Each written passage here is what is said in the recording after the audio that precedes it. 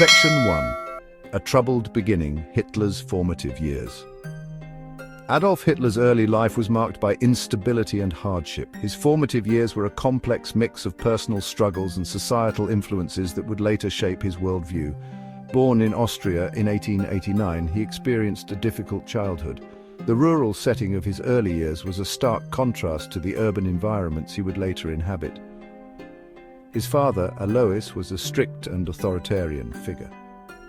Alois' rigid discipline and high expectations created a tense household atmosphere. Hitler's relationship with his father was strained.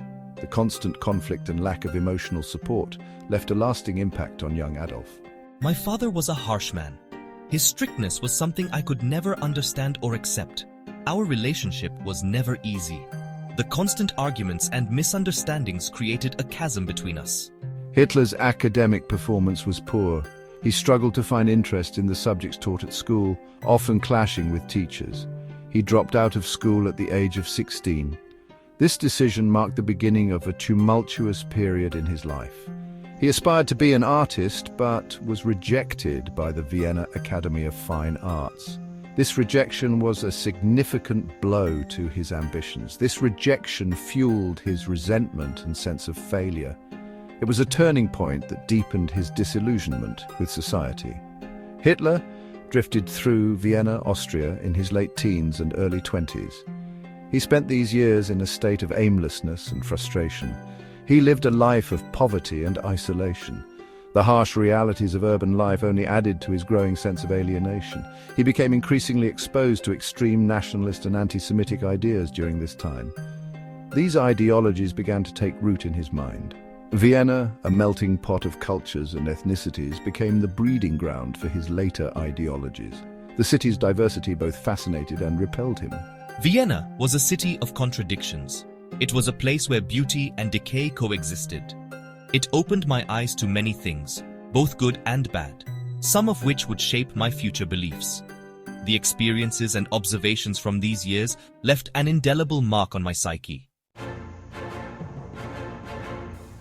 Section 2. Seeds of Extremism. Vienna and the birth of an ideology. Vienna in the early 20th century was a city teeming with political and social unrest.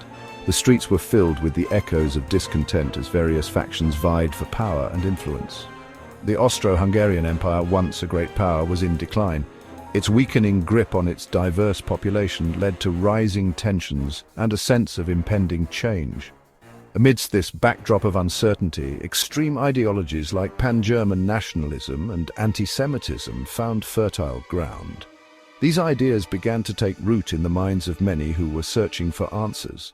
I was searching for answers, and these ideas provided a sense of clarity and purpose. They seemed to offer a solution to the chaos and confusion that surrounded me. Hitler, a young man struggling to find his place in the world, was drawn to these ideologies. He wandered the streets of Vienna, absorbing the fervent political atmosphere. He saw in them an explanation for Germany's problems and his own personal failures. The ideologies provided a scapegoat and a sense of direction. He fully embraced the idea of German superiority and came to view Jews as a threat to the German nation. This belief system began to dominate his thoughts and actions. The seeds of Hitler's anti-Semitism were sown during his time in Vienna. He was influenced by the pervasive anti-Semitic rhetoric that was prevalent in the city. He came to believe in a Jewish conspiracy to control the world. This dangerous and unfounded belief would later become a cornerstone of his ideology. This belief, coupled with his fervent German nationalism, formed the core of his worldview. It was a toxic mix that would have devastating consequences. Hitler's time in Vienna was a turning point in his life.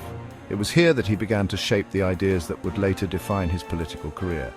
It was here that he developed the racist and nationalist ideology that would later shape Nazi Germany. The city of Vienna played a crucial role in his ideological formation. Vienna was the crucible in which my ideas were forged. It was a place of both personal and ideological transformation. It was a time of great personal and ideological transformation. The experiences and influences of this period would leave an indelible mark on my worldview. Section 3. The rise of the Nazi Party from beer hall putschs to political power. World War I provided Hitler with a sense of purpose. It was during this time that he began to develop his extreme nationalist and anti-Semitic views. He served in the German army and was awarded the Iron Cross for bravery. This recognition fueled his belief in his own destiny.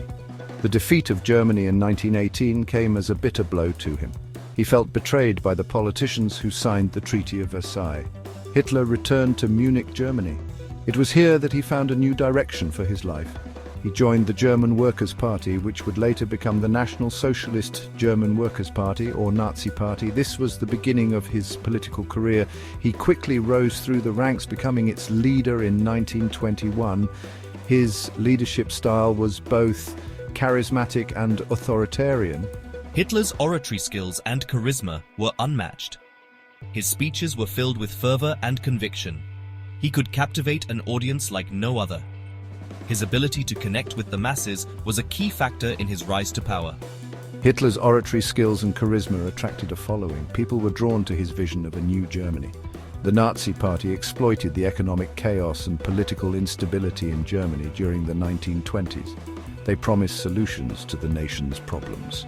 The Great Depression further strengthened the Nazis' appeal. Desperate times called for desperate measures, and many saw the Nazis as a beacon of hope.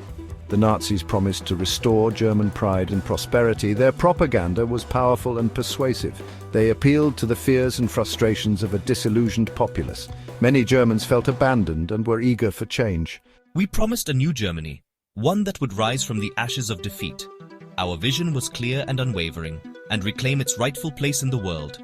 This message resonated deeply with a nation in despair. Section 4. Hitler's Germany, the totalitarian state. In 1933, Hitler was appointed Chancellor of Germany. He swiftly consolidated his power, transforming Germany into a totalitarian state. The Enabling Act of 1933 granted Hitler dictatorial powers. He systematically dismantled democratic institutions, banned opposition parties, and crushed dissent. The Führer moved quickly and decisively. There was no room for opposition in the new Germany. Hitler's Germany was characterized by a cult of personality. The Nazi regime used propaganda and terror to control the population. The Gestapo, the secret police, instilled fear and silenced any opposition. Hitler's ideology permeated all aspects of German society. Education, culture, and the media were all used to promote Nazi ideology. The regime sought to create a racially pure Aryan society, persecuting Jews, Roma, homosexuals, and other groups deemed undesirable. Every aspect of life was to reflect the values and beliefs of the Nazi state. There could be no deviation from the path set by the Führer. Section 5. The road to war, expansionism, and appeasement. Hitler's foreign policy was driven by his belief in German expansionism. He aimed to unite all German-speaking people and acquire living space, or Lebensraum, in Eastern Europe, and demanded the Sudetenland region of Czechoslovakia.